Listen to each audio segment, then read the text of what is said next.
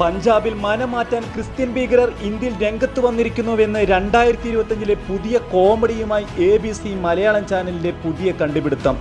മതമാറ്റമല്ല, മനമാറ്റമാണെന്നും വിവരമില്ലാത്തവരുടെ സംഭാഷണമാണ് ഈ ചാനലിൽ നടക്കുന്നതെന്നും സോഷ്യൽ മീഡിയ കമന്റുകൾ.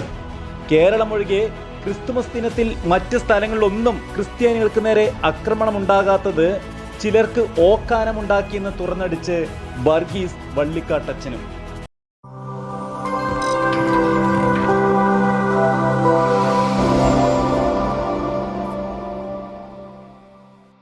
പഞ്ചാബിൽ ഖാലിസ്ഥാൻ ഭീകരത മുൻപുണ്ടായിരുന്നതായി കേട്ടിട്ടുണ്ടെങ്കിലും ക്രിസ്ത്യൻ ഭീകരത ഉള്ളതായി ഇതുവരെ കേട്ടിരുന്നില്ല. പക്ഷേ ABC എന്നതിനൊപ്പം മലയാളം എന്നുകൂടി ചേർത്ത് അറിയപ്പെടുന്ന ഒരു ചാനൽ പഞ്ചാബിൽ ക്രിസ്ത്യൻ ഭീകരത പടരുന്നതായി റിപ്പോർട്ട് ചെയ്തിരിക്കുന്നു. ഇപ്പോൾ എന്താണ് സംഭവം എന്ന് ശ്രദ്ധിച്ചപ്പോൾ വെറും ക്രിസ്ത്യൻ ഭീകരതയല്ലാട്ടോ, ഇവാഞ്ചലിക്കൽ ക്രിസ്ത്യൻ ഭീകരതയാണ് പോലും. ഇതിൻ്റെ ഞെട്ടിക്കുന്ന തെളിവായി അവർ ചൂണ്ടിക്കാട്ടുന്നത് പഞ്ചാബിൽ ചിലയിടങ്ങളിൽ നടന്ന ക്രിസ്തുമസ് റാലിയാണ്. ക്രിസ്തുമസ് റാലിയിൽ സിഖുകാർ തലേക്കെട്ടും മറ്റുമായി കൂട്ടമായി പങ്കെടുത്തു എന്നാണ് പോലും.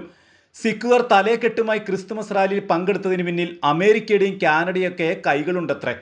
ക്രിസ്തുമസിന് മാത്രമല്ല, പല ഞായറാഴ്ചകളിൽ സിഖുകാർ പറമ്പിൽ പന്തൽ കെട്ടി കൂട്ടം ചേരുന്നു എന്നും അവരിൽ പലരുടെയും കയ്യിൽ ബൈബിൾ ഇരിക്കുന്നതായി ഇതിനോടകം പലരും കണ്ടിരിക്കുന്നു എന്നുമാണ് ചാനൽ കണ്ടെത്തിയിട്ടുള്ളത്. ഇതാണ് മുഖ്യമായും ഇന്ത്യ പിടിച്ചെടുക്കുവാനുള്ള ഭീകര നീക്കങ്ങൾ നടക്കുന്നതിൻ്റെ തെളിവായി ചാനൽ ചൂണ്ടിക്കാട്ടുന്നത്. അതിനുള്ള കാരണവും അവർ വ്യക്തമാക്കുന്നു. ഇങ്ങനെ ബൈബിളുമായി കൂട്ടം ചേരുന്നവർക്ക് നേതൃത്വം കൊടുക്കുന്നത് റിട്ടയർ ചെയ്ത ചില സൈനിക ഓഫീസർമാരും ഉന്നത പോലീസ് ഉദ്യോഗസ്ഥരായിരുന്നവരും മറ്റുമാണ് പോലും. ഇതാണ് ഈ ചാനലിനെ അക്ഷരാർത്ഥത്തിൽ ഞെട്ടിച്ചിരിക്കുന്നത്. അപ്പോൾ സംഗതി അതീവ ഗുരുതരമാണ് കേട്ടോ.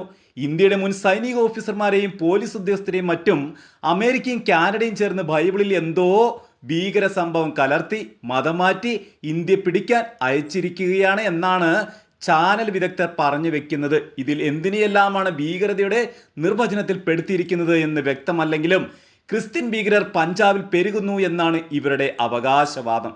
കാസ പോലെ ഏതോ കൊടും തീവ്രവാദ സംഘമാണ് പിന്നിലുള്ളത് എന്നുകൂടി പറഞ്ഞിരുന്നുവെങ്കിൽ കേരളത്തിലെ പ്രധാനപ്പെട്ട മുന്നണികൾക്കെങ്കിലും സന്തോഷമായേനെ.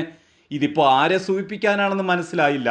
ഇന്ത്യയിൽ കേരളത്തിലൊഴികെ ഒരിടത്തും ക്രിസ്തുമസ് റാലികൾക്ക് വിലക്കുണ്ടായില്ല എന്നതും പള്ളികൾക്ക് നേരെയോ പുൽക്കൂടുകൾക്ക് നേരെയോ ആക്രമണങ്ങളൊന്നും റിപ്പോർട്ട് ചെയ്യപ്പെട്ടില്ല എന്നതും ആർക്കൊക്കെയോ വല്ലാത്ത ഓക്കാനമുണ്ടാക്കിയിട്ടുണ്ടെന്ന് തോന്നുന്നു. ഏതായാലും ബൈബിളിൽ നിന്ന് തീവ്രവാദമൊന്നും വരുമെന്ന് ഭയപ്പെടേണ്ടതില്ല നിങ്ങൾ. സമാധാനവും സ്നേഹവും കാരുണ്യവും കരുതലുമൊക്കെ അതിൽ നിന്ന് വരൂ.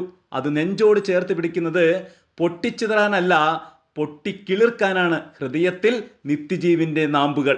എല്ലാവർക്കും സമാധാനവും സന്തോഷവും ഉണ്ടാവട്ടെ. പുതുവത്സര ആശംസകൾ.